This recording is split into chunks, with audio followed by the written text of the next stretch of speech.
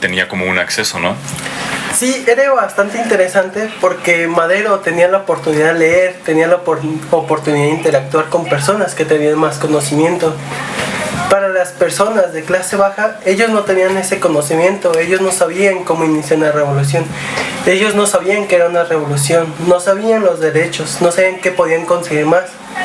Hay una palabra muy importante que solo lo que se puede nombrar existe. Para ellos no existe una revolución sin un conocimiento previo de ello. Por eso es muy importante el tema de la educación, ya que este tema tiene que ver con la idea de la liberación. Pues nos viene a la mente obviamente Paulo Freire con su pedagogía de la liberación. Él tiene una frase que siempre se me ha hecho muy bonita, muy padre. Voy a intentar ver si la recuerdo exactamente cómo es, pero él decía algo así como que si la educación del esclavo no es liberadora, el sueño del oprimido es volverse el opresor. Creo que lo dije bien, más o menos la idea se entiende, ¿no? Las personas, digamos que si tenemos un tipo de mentalidad, un tipo de educación que no es crítica, pues es muy probable que terminemos repitiendo patrones, es muy probable que terminemos dejándonos llevar por lo que se nos dice en la escuela en lugar de pensarlo, ¿no?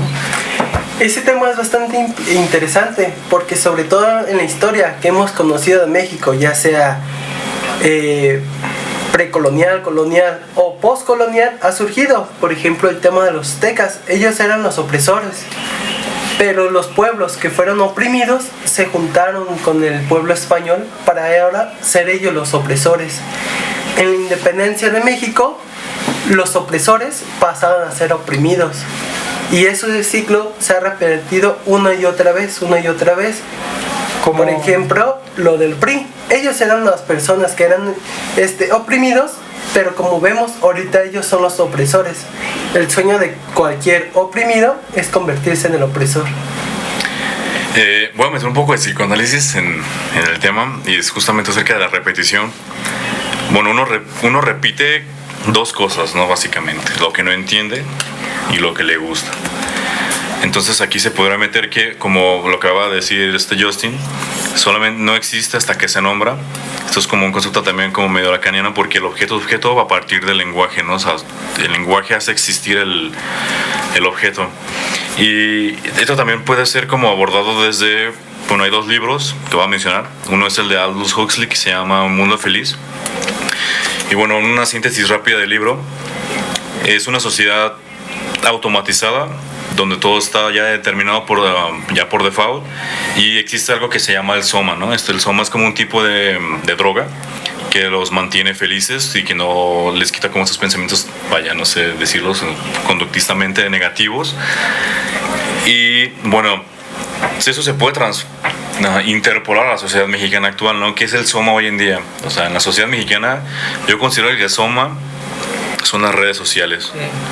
Las redes sociales es algo que te priva de reflexionar, porque por ejemplo TikTok es muy efímero, ¿no? Como ese tipo de videos de menos de 10 segundos. Además, en cierto modo hay una sensación de que es infinito.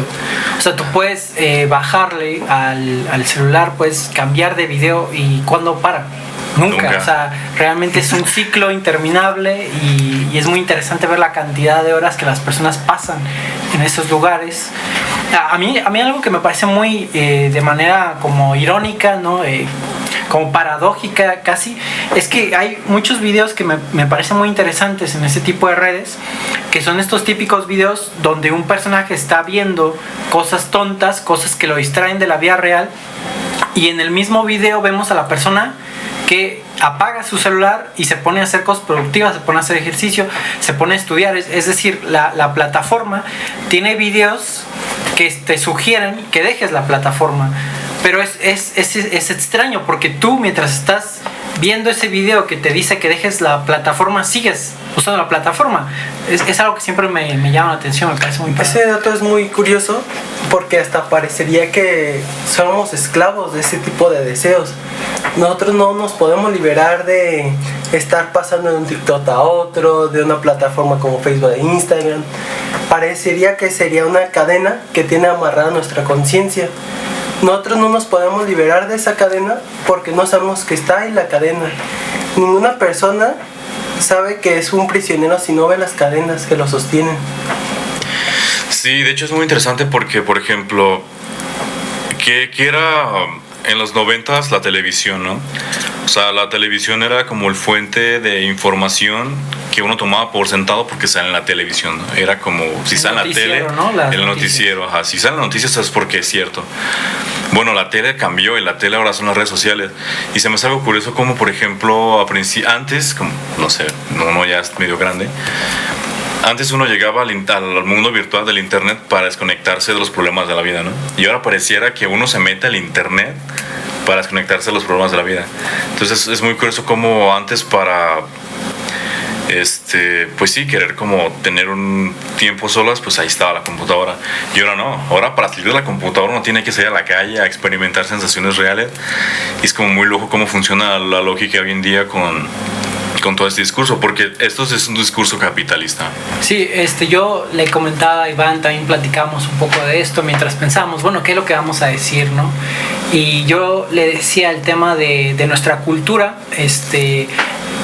me avergüenza un poco reconocerlo, pero hay muchos de estos temas que yo no sabía, hay muchos temas de los que yo tenía desconocimiento, y no fue hasta gracias a que tuve que hacer este trabajo que empecé a investigar y demás, y se me hace interesante. Yo le decía a Iván, ¿no?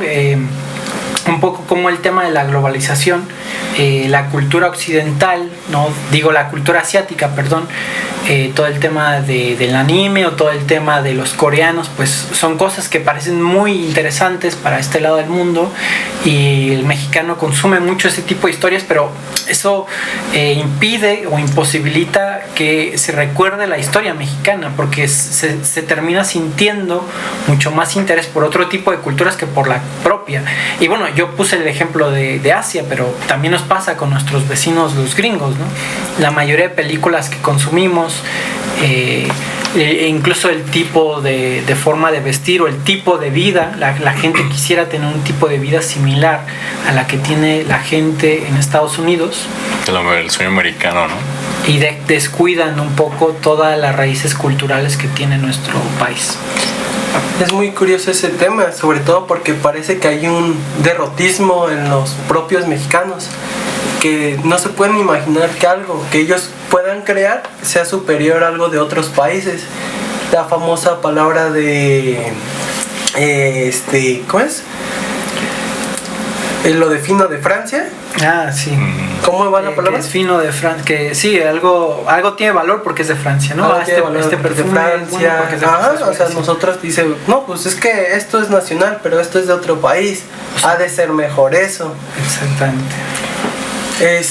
Usted se va, por ejemplo, a ciertos lados de comida y son comida de lujo, o sea, son comida italiana, que usted va a unos restaurantes muy lujosos.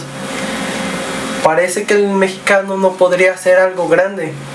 Estamos completamente derrotados en ese tema. Pensamos que somos inferiores en todos los ámbitos. Otra de las frases más famosas del mexicano es mejorar la raza para tener un aspecto europeo.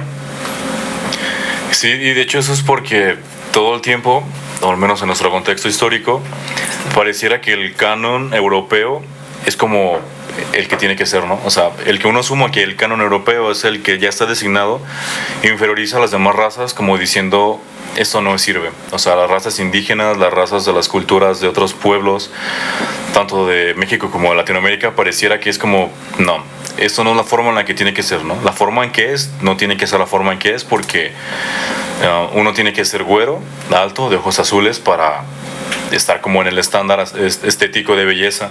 O sea, esto limita y me parece que hasta cierto punto hace como un tipo de castración hacia que existan más culturas. Esto de tener un canon en sí, o sea, no hay un canon histórico, no hay un canon que deba como decidir por qué camino hay que ir, bueno, a mi parecer. No sé si alguien tiene algo más que agregar.